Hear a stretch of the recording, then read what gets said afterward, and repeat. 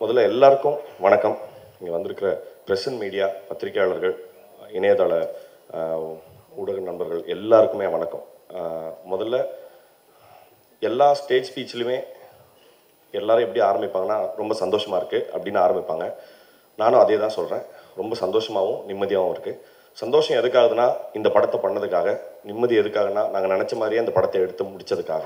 First 2019 இப்போ பிரபு சொன்ன மாதிரி 2019 இந்த கதையை எனக்கு சொல்லும்போது நான் பிரபுட்ட சொன்னது வந்து, பிரபு என்னை வச்சு நீங்கள் பண்ணாதீங்க. ஏன்னா அந்த சமயத்தில் வந்து நான் ரொம்ப சின்ன சின்ன கேரக்டர்ஸ் பண்ணிட்டு இருந்த ஆர்டிஸ்டாக தான் இருந்தேன்.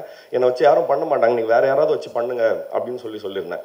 நான் ஏன் வந்து அது வந்து வேறு ஏதோ இதுவான காரணமாக இல்லை. இந்த படம் நான் இல்லைனாலுமே இந்த படம் எப்படியாவது வந்துடணும், இது வந்து கண்டிப்பாக ஒரு கம்பெல்லிங்காக சொல்லப்பட வேண்டிய ஒரு கதை அப்படிங்கிறது வந்து நான் இவர்கிட்ட சொல்லும் போதேமே சொன்னேன்.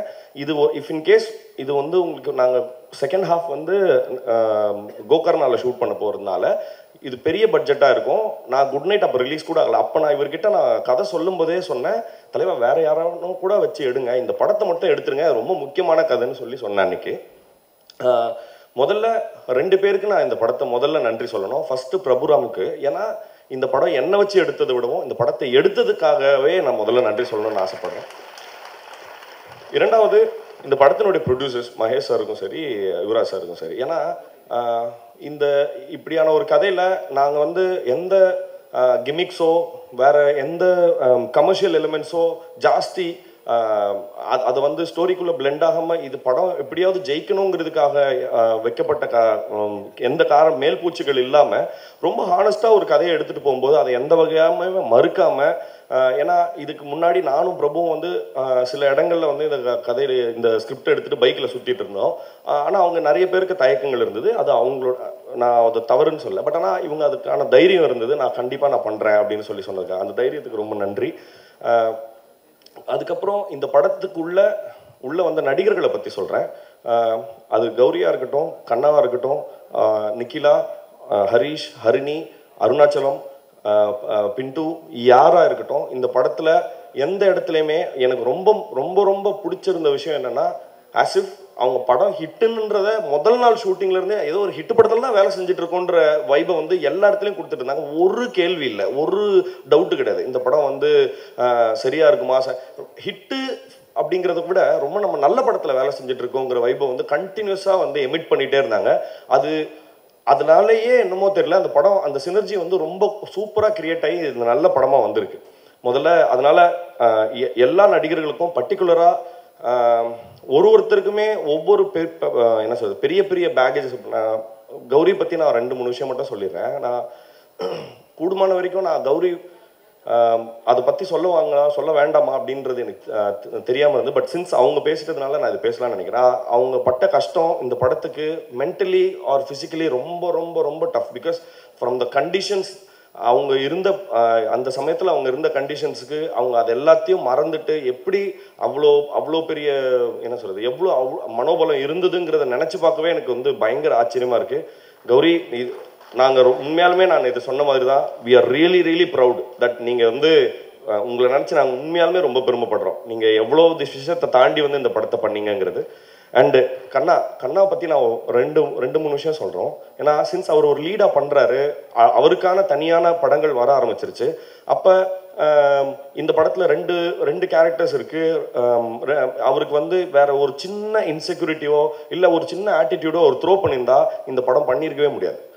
ஒரு இடத்துல கூட ஒரு முகசுளிப்போ இல்லை ஒரு எந்த இடத்துலையுமே ஒரு சின்ன, நான் ஷூட்டிங் ஸ்பாட்டில் 40 நாள் வந்திருக்கேன், ஒரு நாள் கூட இது ஏன் அப்படியோ அது ஏன் அப்படியோ ஒரு சின்ன என்ன சொல்கிறது ஒரு கெஸ்டரில் கூட அதை ஒரு காமிச்சது கிடையாது. தேங்க்யூ ஸோ மச் கண்ணா. நான் நிஜமாலுமே சொல்கிறேன், இது கண்ணாவினுடைய உயரம் வந்து அஸ் அன் ஆக்டராக சொல்கிறேன், அஸ் அ பர்சனாக சொல்கிறேன், இன்னும் எங்கேயோ இருக்க போது அதை நான் வந்து நான் பார்ப்பேங்கிறதுல எனக்கு பெரிய பெரிய சந்தோஷம் இருக்குது. அண்ட் ஹரிணி அண்ட் நிக்கிலா, ஹரிஷ், இவங்க எல்லாருமே சாரி நான் 3 பேரையும் இதுவாக சொல்கிறேன்னு நினைக்காதீங்க. ஏன்னா ஒரு காமன் கேரக்டர் இருக்குது. நான் ஏற்கனவே சொன்ன மாதிரி தான், யார்கிட்டையும் எந்த செகண்ட் தாட்ஸும் கிடையாது. நம்ம இது ஏதோ ஒரு ரிக்ரெட்னால தேவையில்லாமல் அந்த படத்துக்கு வந்துட்டோமா அப்படிங்கிற மாதிரியான எந்த என்ன சொல்கிறது செகண்ட் தாட்ஸையும் அவங்க கொடுத்ததில்லை. அது வந்து கூடுமான வரைக்கும் எங்களை வந்து படம் வந்து இன்ஃபேக்ட் நாங்கள் இன்னும் சரியாக தான் வேலை செஞ்சுட்டு இருக்கோங்கிற உத்வேகத்தை எங்களுக்கு கொடுத்துட்டே இருந்தது. Thank you guys. இந்த படத்தினுடைய டெக்னிக்கல் டீம் பற்றி டக்குன்னு ஏன் சீக்கிரமாக என்னால் சொல்ல முடியும்னா, ஏன் என்னால் சீக்கிரமாக பேச முடியும்னா, அதில் அந்த டெக்னிக்கல் டீமில் யாருமே பேச மாட்டாங்க. ஸ்ரேயாஸ் பேசவே மாட்டார். ரெண்டாவது ராஜ்கமல் அவந்தால் பேசி, இப்போ எனக்கு தெரிஞ்சு இன்றைக்காவது தேங்க்ஸ்ன்னு சொன்னாப்பெல்லாம் அதனால் பேசி பார்த்தே கிடையாது. ரெண்டாவது பரத் வாய்ப்பே இல்லை. ஸோ இவங்க எல்லாருமே செட்டில் இருக்கிற இடத்துல வந்து ஒரு லைப்ரரி மாதிரி தான் இருக்கும் எங்கள் செட்டு. அமைதியாக, பொதுவாக நாங்கள் இதுக்கு முன்னாடி சினிமா செட்லாம் வந்து நிறைய கூச்சலும் குழப்பமாக நிறைய கெட்ட வார்த்தைகளோட அந்த மாதிரியான இடங்கள்ல நான் நிறைய இடங்களில் வேலை செஞ்சுருக்கேன்னா, இந்த இடம் எனக்கு ரொம்ப புதுசாக இருந்தது. யாருமே பேச மாட்டாங்க. பட் ஆனால் ரொம்ப பெரிய சந்தோஷம் என்னன்னா, பேசாமல் வேலை ரொம்ப கிளியராக நடந்துகிட்டே இருந்தது. Everything was charted. நான் ஸ்ரேயாஸோடைய எல்லா ஒர்க்குமே சொல்கிறேன். நான் இன்னைக்கு காலையில் கூட சொல்லிட்டு இருந்தேன் படம் பார்த்துட்டு. அவர் என்ன சொல்கிறது, கூடுமான வரைக்கும் அவர் பெர்ஃபார்மன்ஸஸை கேப்சர் பண்ணுங்கிற இடத்துல மட்டும்தான் இருந்தாரே தவிர்த்து, இந்த இடத்துல லைட் நல்லா இருக்குது, இந்த இடத்துல அவருடைய பர்டிகுலராக தன்னோட சினிமோட்டோகிராஃபி வந்து ஸ்கிரிப்டை ஆர் பெர்ஃபார்மன்ஸஸை ஓவர் ஷேடோ பண்ணிடக்கூடாதுங்கிறதுல ரொம்ப கவனமாக இருந்தார். Thank you so much. இந்த ஸ்கிரிப்டோடைய ரொம்ப இதோடைய ஹைப்பர் சென்சிட்டிவிட்டியை புரிஞ்சுக்கிட்டதுக்காக ரொம்ப ரொம்ப தேங்க்ஸ் ஸ்ரேயாஸ். அப்புறம் பரத் வந்து எங்களுக்கு 2வது அசோசியேஷன் குட் நைட் பண்ணியிருந்தாரு. பரத் வந்து எப்படின்னா, ஸ்கிரிப்ட் டிஸ்கஷனுக்கு வந்துடுவார், கடைசியாக ஃபைனல் மிக்ஸு மியூசிக்கு எல்லா வேலையிலும் இருப்பார் பரத். கிட்டத்தட்ட பரத் வந்து எங்களுக்கு ஒரு ஃபேமிலி மாதிரி. தேங்க்யூ பரத், ரொம்ப நன்றி. அப்புறம் ராஜ்கமல், நான் ஏற்கனவே சொன்ன மாதிரி அவர் அதனால பேசவே மாட்டாப்புல. பட் ஆனால் நீங்கள் இந்த படம் பார்க்கும்போது தெரியும், இந்த படத்தில் இருக்கிற எந்த ஒரு பர்டிகுலர் எலமெண்ட்டும் செட்டோ இல்லை இது கிரியேட்டட்னோ தெரியாத அளவுக்கு ரொம்ப அழகாக விஷுவல்ஸோட பிளெண்ட் பண்ண வச்சுருக்காரு. தேங்க்யூ ராஜ்கமல். அப்புறம் இந்த படத்தினுடைய ப்ரொடியூசர்ஸ், நான் ரொம்ப முக்கியமாக அவங்கள பற்றி சொல்லணும். ஏன்னா சின்ஸ் அவங்க இல்லைன்னா எங்களால் வந்து இந்த படத்தை வந்து இவ்வளோ என்ன சொல்கிறது, இவ்வளோ இன்ட்ரிகேட்டான ஹியூமன் ரிலேஷன்ஷிப்ஸை வச்சு கூட இவ்வளோ பெரிய ட்ராமா கிரியேட் பண்ண முடியுங்கிறத அவங்க வெறும் டெக்ஸ்டாக படித்து நம்பலைன்னா இது எங்களால் ஃபில்மாக கன்வெர்ட் பண்ணியிருக்க முடியாது. தேங்க்யூ மகேஷ் சாருக்கும் சரி, யுவராஜ் சாருக்கும் சரி. அப்புறம் இந்த ப்ரொடக்ஷன் டீம், அவங்க நாங்கள் கேட்டது எல்லாத்தையும் கொடுத்துருக்காங்க ரெஸ்ட்டை தவிர. அதனால வந்து உண்மையாகவே அவங்களுக்கு நான் ரொம்ப நன்றி சொல்ல கடமைப்பட்டிருக்கேன். அப்புறம் எனக்கு என்னென்னா, சீஃப் டெக்னீஷியன்ஸை சொல்லிட்டதுனால நான் அவங்களுடைய அசிஸ்டன்ஸை சொல்லலைங்கிறதுக்கு அப்படி அர்த்தம் கிடையாது. உண்மையாகவே நான் ஏற்கனவே எங்களுக்கு முன்னாடி இவங்க எல்லாரும் பேசிட்டாங்கங்கிறதுனால சொல்லாமல், நேரம் கருதியும் சொல்லாமல் இருக்கேன். பட் ஆனால் நான் ஒன்று சொல்கிறேன், அசிஸ்டன்ட் டைரக்டர்ஸும் சரி, அசிஸ்டன்ட் சினிமோட்டோகிராஃபர்ஸ் டீமும் சரி, ஆர்டிஸ்டன்ஸும் சரி, இந்த படத்தில் அவங்களோட கான்ட்ரிபியூஷன் வந்து ரொம்ப டெரிஃபிக்கான கான்ட்ரிபியூஷன். ஏன்னா நாங்கள் ஷூட் பண்ண கண்டிஷன்ஸ்லாம் ஒரு நாள் மழை, ஒரு நாள் செம்ம வெயில், ஒரு நாள் பனி, இந்த மாதிரி நிறைய லொக்கேஷன் ஷிஃப்ட் ஆக வேண்டியிருந்தது. அவங்க இல்லைன்னா இந்த படம் எங்களால் சத்தியமாக பண்ணியிருக்க முடியாது. தேங்க்யூடா, ரொம்ப நன்றி. முக்கியமாக சுகன் உனக்கு இந்த வரேன். அப்புறம் சக்திவேலன் சார் பற்றி சொல்லணும். சக்திவேலன் சார் கிட்ட இது எனக்கு 3வது படம். எப்படி ஷானையா கூட எனக்கு 3வது படமோ, சக்தி சார் கூட எனக்கு 3வது படம். 4 ஹேட்ரிக். ஆமாம் சார், 3வது படம் எனக்கு. Sillukaruppatti first, good night second, third இந்த படம். இது ஏன் வந்து சக்தி சார் ரொம்ப ஸ்பெஷல் எனக்குன்னா, எங்களுக்கு நாங்கள் சில்லுக்கருப்பட்டி பண்ணும்போதுமே நாங்கள் ஸ்ட்ரகிள் பண்ணிட்டு இருந்தோம் அந்த படத்தை. ஏன்னா அந்த படத்தோடைய வடிவம் வந்து அந்த சமயத்தில் ரொம்ப புதுசாக இருந்தது. அது சரியாக யாரும் எடுத்துக்க புரிஞ்சிக்க நாங்கள் நிறைய எக்ஸிபிட்டர்ஸ்ட்டை காமிச்சிட்டு இருந்தோம். யாரும் சரியாக இது பண்ணிக்க அக்செப்ட் பண்ணிக்கிறதுக்கோ இல்லை புரிஞ்சுக்கிறதுக்கோ கஷ்டப்பட்டு இருந்த போது சக்தி சார் தான் இல்லை நான் பண்ணுறேன்னு சொல்லி முதல்ல சிக்னேச்சர் ரிலீஸ் வந்து நீங்கள் அப்போ தான் ஆரம்பிச்சிங்களா sir? First signature release was Sillukaruppatti. And second வந்து குட் நைட்டும் நாங்கள் இப்போ யுவராஜ் சொன்ன மாதிரி தான் நாங்கள் ரொம்ப கஷ்டப்பட்டுட்டு இருந்தோம். குட் நைட்டை வந்து எப்படி எக்ஸிபிட் பண்ணுறது அப்படின்ட்டு. அந்த சமயத்தில் எங்களுக்கு கை கொடுத்தாரு. 3வது தடவையாக இந்த படத்துக்குள்ளே வந்திருக்கீங்க சார். எங்கள் மேலே வச்ச நம்பிக்கைக்கும்